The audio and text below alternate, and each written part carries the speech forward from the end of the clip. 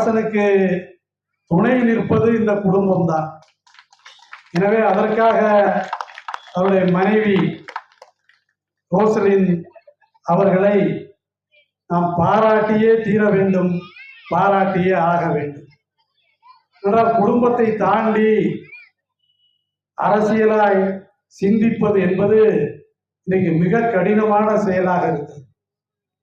மிகப்பெரிய அரசியல் தலைவருடைய குடும்பங்களில் எல்லாம் சண்டை, சச்சரவு, பிரச்சனை உங்களுக்கு தெரியும். பத்திரிகைகளிலே பார்க்கிறோம், செய்திகளிலே பார்க்கிறோம். இப்ப எங்க குடும்பங்கள்லாம் அதுக்கு விதிவிலக்கு இல்லை. எங்க வீட்லயும் ஏன் வெளியில போற, ஏன் கூட்டத்துக்கு போற, ராத்திரில ஏன் வீட்டுல தங்க மாட்டேங்கிற, அப்படியெல்லாம் கேள்விகள் எங்கள் வீட்டிலேயும் இன்றைக்கு வரை. எனக்கு வயசாகி போச்சு, என் துணைவியாருக்கு வயசாகி போச்சு. இருந்தாலும் வயசாகாத ஒரே கேள்வி என்னன்னா, ஏன் வீட்டில இருந்து வெளியில போறேன், இந்த கேள்விதான். என்னை போன்றுதான் இளைஞராக இருக்கிற எஸ்ஆர் பாண்டியனுக்கும் இப்படி பலருக்கும் பல கேள்விகள் வருகிற போது எந்த கேள்வியும் கேட்காமல் அரசனோடு துணை நிற்பவரை கண்டிப்பாக நாம் பாராட்டி ஆக வேண்டும். நீங்க ஒரு அரசனுக்கு சால்வை போடையில அவங்களுக்கு சேர்த்து சால்வை போடணும். ஈரோடு இடைத்தேர்தலில ஒரு சகோதரியை அரசன் நிறுத்தினார். நாங்கள் எல்லாம் பிரச்சாரத்துக்கு போனோம். ஆனா எங்களை விட அதிகமாக அந்த பிரச்சாரத்துல பேசியவர் நம்முடைய குழந்தை அரசனின் துணைவியார். அவர் தான் நாங்கெல்லாம் பேசுவோன்னு ஜீப்ல அவரு எப்படி சொல்றது, உங்க பாஷையில சொன்னா அவர் தான் சத்தம் போட்டுக்கிட்டு கத்திக்கிட்டு அவர் தான் முன்னாடி போறார். இந்த வாய்ப்பு தமிழ்நாட்டில மிக சிலருக்குத்தான் கிடைக்கும். அப்படி கிடைத்த மகத்தான தலைவர் எங்களுடைய அன்பு சகோதரர் குழந்தை அரசன் அவர்கள். எனவே அவருடைய குடும்பத்தாரை, குறிப்பாக பிள்ளைகளையும் சேர்த்து நாம் பாராட்டியாக வேண்டும். தைசேகருடைய துணைவியார் வெண்ணிலா தான் தேர்தலிலே போட்டியிட்டார். அவங்களும் தைரியமா, ஏன்னா அவங்க ஈரோடை சார்ந்தவள் இல்லை, நம்ம பகுதியை சார்ந்தவர். வெண்ணிலாவும் ரோசலின் அம்மாவும் சேர்ந்து உண்மையிலே ஓட்டு வாங்கணுமா இல்லையா என்பதை தாண்டி ஈரோட்டை ஒரு கலக்கு கலக்கினார்கள் என்று நாம் இந்த நேரத்தில் சொல்ல வேண்டும். எனவே அப்படிப்பட்ட குடும்பத்தை பாராட்டுவதிலே நான் மகிழ்ச்சி அடைகிறேன், பெருமைப்படுகிறேன்.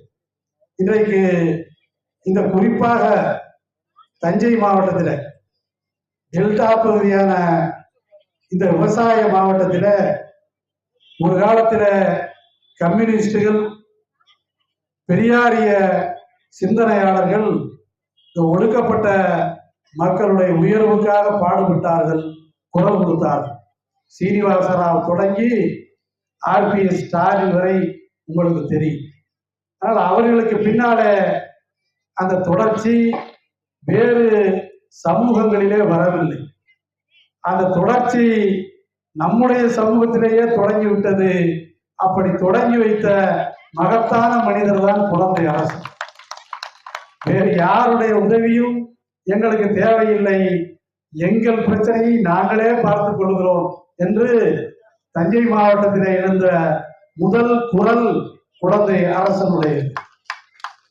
எனவேதான் அரசனுடைய பிறந்த நாளில அவரை வாழ்த்த வேண்டும் என்பதற்காக பல்வேறு உடல்நிலை சிரமங்கள், சங்கடங்கள் இருந்தாலும் கூட நாம் போய் நின்று பாராட்டினால்தான் அந்த பாராட்டு சரியாக இருக்கும் என்பதற்காகத்தான் உங்கள் முன்னாலே வந்திருக்கிறேன்.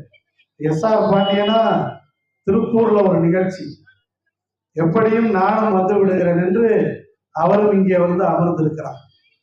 பாராட்டுவது அல்லது பிறந்த நாள் கொண்டாடுவது, என்னை பொறுத்தவரை நான் எந்த காலத்திலையும் பிறந்த நாள் கொண்டாடுவதில்லை, யாரையும் கொண்டாட அனுமதிப்பதும் இல்லை. அது என்னுடைய ஒரு நிலைப்பாடு. அதே நேரத்தில் இப்படிப்பட்ட மனிதர்களை கௌரவிப்பதற்கு, பாராட்டுவதற்கு பிறந்த நாளை விட்டால் வேறு வழியும் இல்லை. அம்பேத்கர் பிறந்த நாள், இரட்டைமலை சீனிவாசனார் பிறந்த நாள், தந்தை பெரியார் பிறந்த நாள் என்றால் அவர்களை பாராட்டுவது மட்டுமல்ல, நம்மை நாமே ஒரு அடுத்த கட்டத்தை நோக்கி நகர்த்தி கொள்வதற்கான ஒரு வாய்ப்பு தான் பிறந்த